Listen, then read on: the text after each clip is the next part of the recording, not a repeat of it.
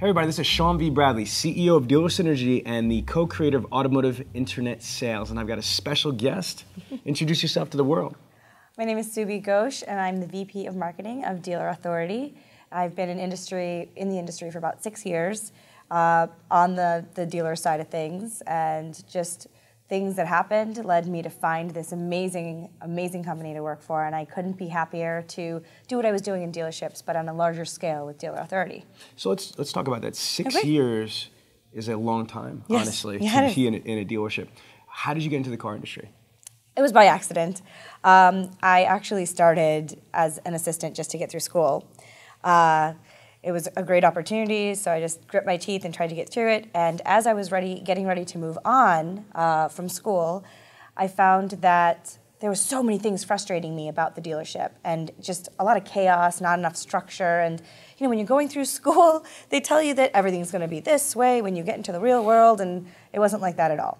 So on my exit, which obviously they didn't have an exit interview, but I made them have one for me, and I said, these are all the things that I think you should do because you would be great if you did all these things. And the dealer took about 2 seconds to say, okay, do all of that stuff and we'll pay you more than really what you would make anywhere else. And how is a kid out of school going to say no to that?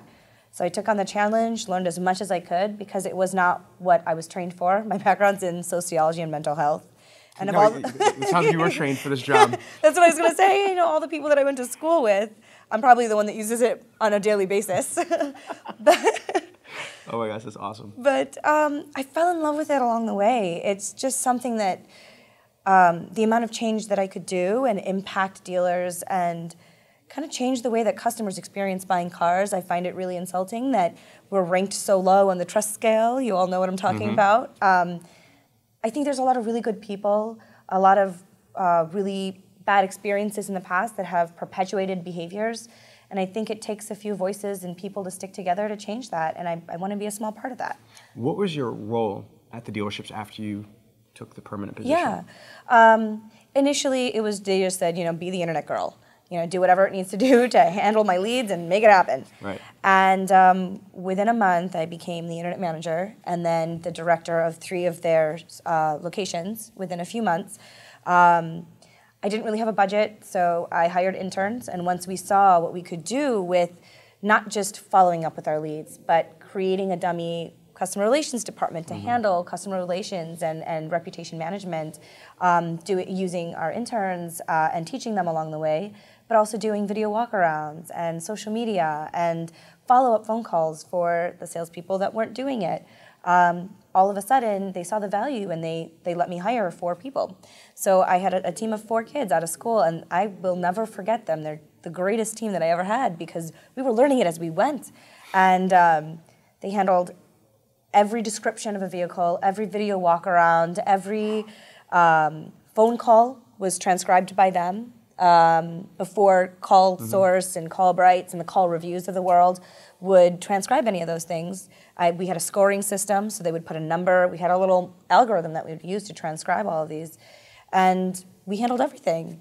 And from there, I got to a point where the dealership didn't really want to grow in that direction anymore, and I didn't feel like I was growing there. So I bowed out and got recruited out to Maryland and was there for a little while and found my GM soulmate, a GM that really understood digital at Joyce Kuhn's Honda Buick GMC, and I'll never, ever forget that experience there. And it was just wonderful to see internet being a core part of the dealership. When I got hired, the GM gave me the e-commerce director, and I came in and we started working and interviewing some things, and within 2 weeks he said, no, I want you to be the sales director as well. And that kind of blew my mind because I wasn't ever really a sales manager. But he trusted me and respected me enough to give me that role. And so I was actually above the sales managers and the GSMs, which was something that was unheard of for e-commerce. Right. I learned a lot and I grew a lot. And I still know how to work deals. I can still close a deal if you need me to. So eventually they bought in. They understood what I did. But my story is not that vastly different from all the other e-commerce and internet people out there. You heard what I had to say about being really, really passionate about this industry, and sometimes it gets really difficult because our hands get tied, and we can't do everything that we want to do, and it feels like we're just kind of a us versus them with the sales department. And at some point, if we really started to work together and change the culture, we can make a huge impact, not only for internet sales, but sales overall. And my last team, we would track all of our gross to try to prove to the sales managers what we were doing. And the last month, I mean, we started out as 50 units from the internet sales when I started. When I ended there, we were doubling our sales. We were at 100-ish, and the sales managers just thought and believed that we were giving everything away. We had really aggressive pricing, but it was strategic. I don't believe that we have to give everything away. We actually, as the internet department, grossed $100,000 for our dealership. And we showed it right on the books, and they bought in. That's awesome. I want to ask you a couple specific questions. Sure. Especially now that you're on the other side. You are now a supplier in a vendor position.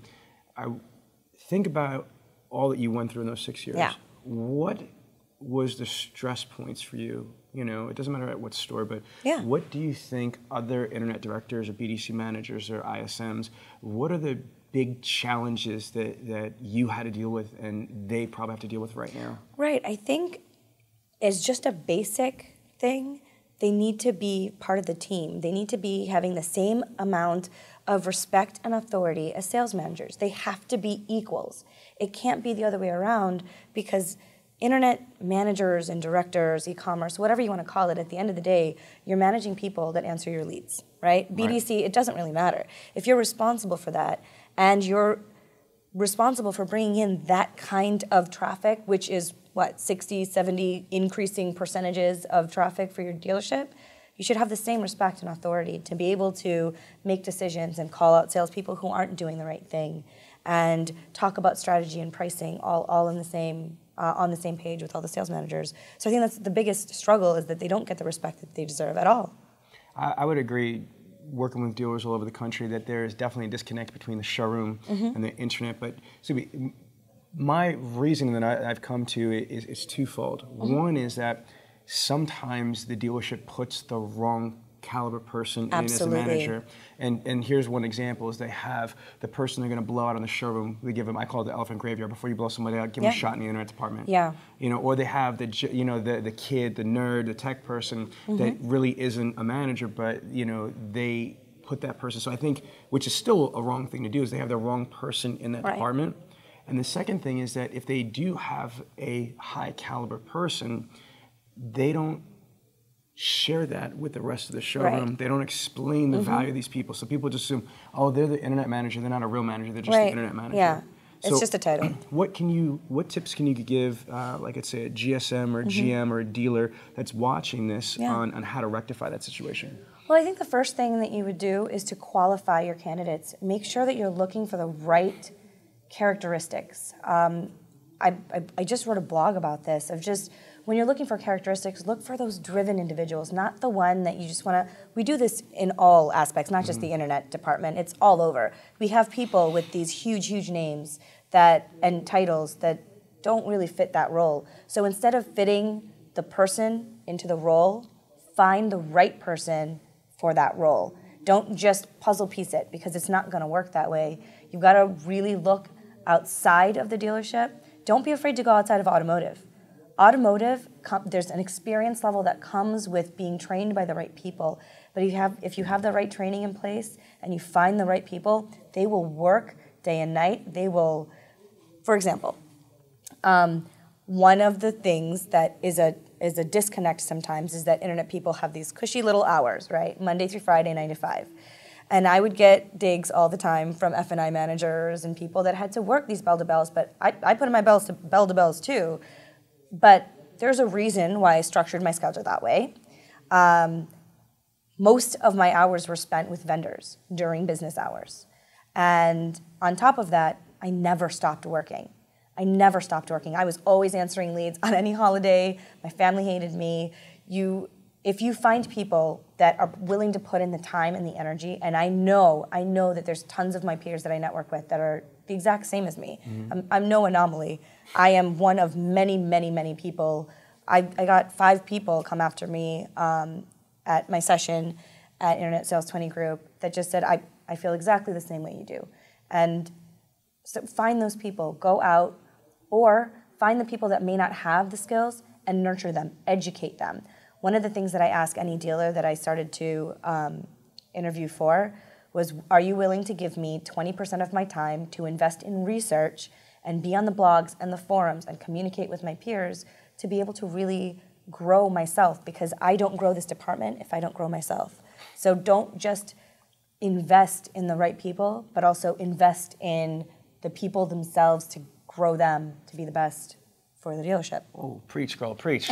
No, I'm serious. This is that you just said something I almost never ever hear. Again, that's strong. You asked the potential dealerships you can hire that, would you give me time so I could evolve myself? This is Covey's 7th habit, sharpening the saw. Kudos to you.